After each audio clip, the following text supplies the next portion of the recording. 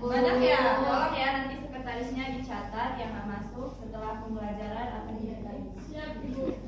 Baik, kita langsung saja ke materi kita pada hari ini. Jadi kita akan membahas tentang teori masuknya Islam di Nusantara dan saluran-saluran yang membawa Islam. Ya, jadi ada yang tahu nggak sih di sini ada beberapa teori yang mengatakan Islam masuk di Nusantara? Ada 3. Oke, jadi ada 3 teori masuknya Islam di Indonesia dan di Nusantara. Ada teori Mekah, teori Gujarat, dan teori Persia. Jadi pertama ada teori Mekah yang mana dikemukakan oleh Abdul Malik Karim Amirullah atau yang disebut dengan Buya Hamka. Nah, jadi menurut pendapatnya Islam yang masuk ke Nusantara itu pada abad ke-7 Masehi melalui jalur perdagangan yang ada di Selat Malaka. Apa sih salah satu bukti yang mengatakan bahwa teori Islam masuk di Nusantara itu melalui Mekah? Apa Nurul? Itu ada makam yang ditemukan di Barus Tapanuli Selatan yang bertuliskan H dan Mim dengan angka Arab. Ya, benar ya. Pada tahun 670 Masehi. Ya, jadi ditemukannya makam yang ada di Barus atau di Tapanuli. Ya, selanjutnya ada teori Gujarat. Teori Gujarat ini dikemukakan oleh sarjana-sarjana dari Belanda, yaitu salah satunya ada Snopjurgi, yang mana Islam masuk di Nusantara itu pada abad ke-13 Masehi. Abad keberapa Malihatku? 13 Masehi. Ya, abad ke-13 Masehi. Bagaimana teori Gujarat ini mengatakan bahwa Islam masuk di Nusantara? Bagaimana Safira? Yaitu Gimana Safira? nggak tahu, Bu.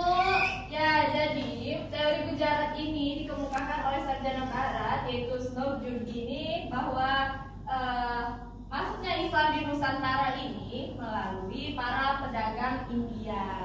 Ada yang tahu Gujarat itu ada di mana? India. Ya, di India bagian mana? Nggak tahu, Bu. Ya, jadi Gujarat itu berasal dari India bagian Perindaman. barat. Salam. Ya. Nah, jadi menurut teori Gujarat ini Islam yang masuk ke Indonesia itu berasal dari pedagang India.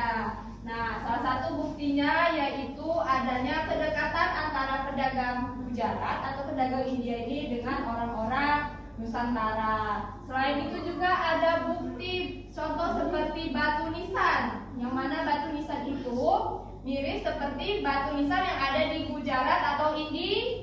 Ya, selanjutnya ada teori Persia. Teori Persia ini dikemukakan oleh Husin Djajadiningrat pada abad ke-13 Masehi. Islam yang masuk di Nusantara itu menurutnya itu berasal dari Persia. Kenapa berasal dari Persia, Marihatun? Nggak tahu, Bu. Safira tahu? Karena memiliki kemiripan. Ya, kemiripan apa ini? Kebudayaan. Kebudayaan, ya betul ya, kebudayaan. Contohnya seperti merayakan 10 Muharram. 10 Muharram ya. Hari suci. Ya. Nah, jadi masuknya Islam ke Indonesia itu banyak sekali yang mengatakan atau beberapa pendapat yang dikemukakan oleh para teori. Nah, bagaimana sih saluran-saluran yang membawa Islam itu masuk ke Nusantara? Nah, Ibu punya gambarnya. Coba kalian lihat semua. Ini gambar apa? Ya, jadi ini adalah salah satu saluran yang membawa Islam itu ke Nusantara, yaitu dengan cara perdagangan. Ya, yang seperti dilakukan oleh teori Mekah dan teori Persia. Setelah adanya perdagangan, adanya apa ini? Perkawinan. Ya, benar ya kata ini ada perkawinan yang mana para pedagang itu kan dinilai sangat kaya ya waktu saat berdagang itu, sehingga putri-putri dari raja itu sangat mengagumi para saudagar yang berdagang di daerah yang mereka sebarkan agama Islam tersebut. Sehingga mereka menikahlah dengan para saudagar tersebut. Nah, selanjutnya ada gambar apa ini? Tasawuf. Ya, selanjutnya ini ada saluran yang mengajarkan tentang Tasawuf. tasawuf. Melewati tasawuf inilah mereka yang dulunya itu merupakan masyarakat yang sangat kejam ya. Nah, Ya. dengan adanya tasawuf ini mereka belajar gitu pada orang yang beragama Islam sehingga mereka merasakan yang namanya kenyamanan. Akhirnya mereka juga bisa mengakibatkan pindah dari agama Hindu atau Buddha ke Islam. Selanjutnya ini ada gambar apa? Pendidikan. Ya, pendidikan. Nah, melalui saluran pendidikan ini, Islam yang berkembang ini di Indonesia ini sangat pesat melalui saluran pendidikan. Karena apa, Samira? Gak tahu, Bu.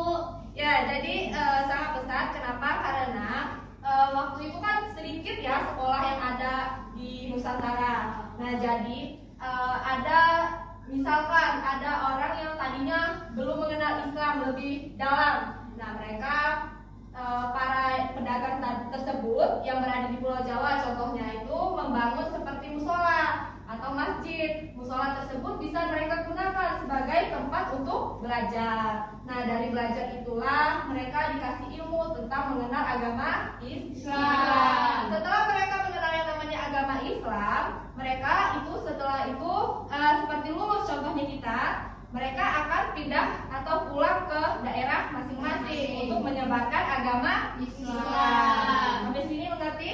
Mengerti, Bu. Selanjutnya ada apa ini? Wayang.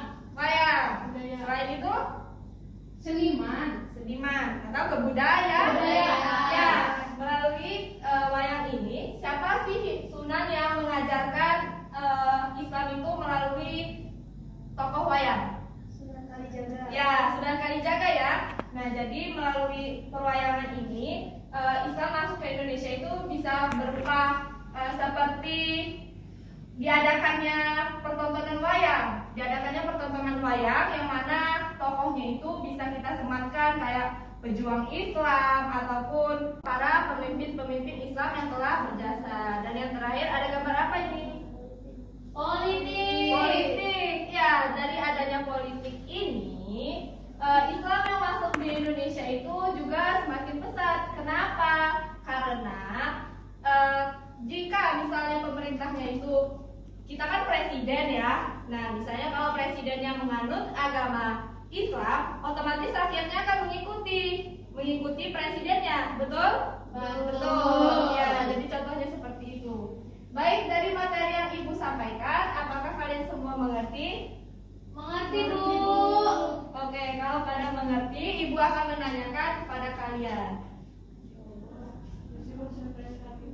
Oke, Ibu akan menanyakan.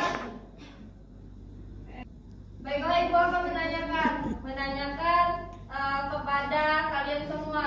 Siapa yang bisa menjawab? Tolong angkat tangan ya. Baik, Bu. Dari teori Mekah, tadi telah Ibu jelaskan bahwa teori ini dibawa oleh para pedagang yang berdagang di Selat Malaka. Sebutkan satu contoh bukti adanya teori Mekah. Saya, Bu.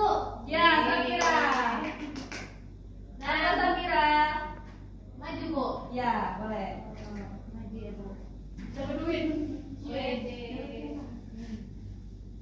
Nah, buktinya yaitu makam yang ditemukan di Barus Tapanuli Selatan yang bertuliskan H dan Mim dengan angka Arab pada tahun 670 Masehi. Ya, jadi betul ya. Salah satu buktinya adalah apa tadi? Dan Makam. Di yang Barus ada di Baru atau Tapanuli. Tepuk tangan untuk Samira. Ini hadiahnya. Baik, mungkin cukup ya materi yang Ibu sampaikan pada hari ini. Ibu akhiri, mohon maaf apabila ada kesalahan. Ibu akhiri, wassalamualaikum warahmatullahi wabarakatuh.